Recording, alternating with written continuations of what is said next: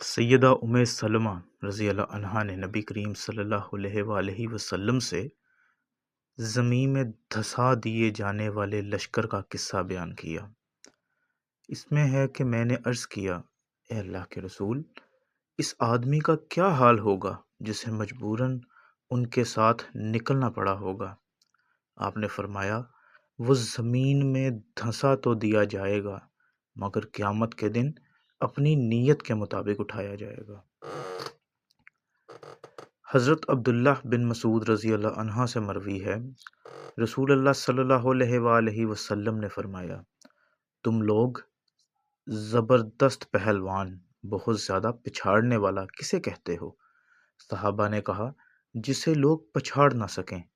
آپ نے فرمایا، نہیں، پہلوان وہ ہے جو غصے کی حالت میں اپنے آپ کو قابو میں رکھے۔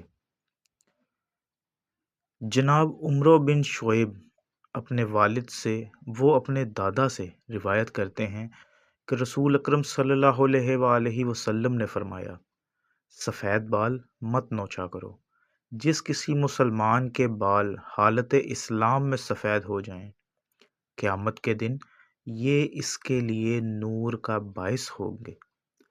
اور یحییٰ کی روایت میں ہے، اللہ تعالیٰ ایک ایک بال کے عوض اس کی نیکی لکھتا ہے اور ایک گناہ دور کرتا ہے۔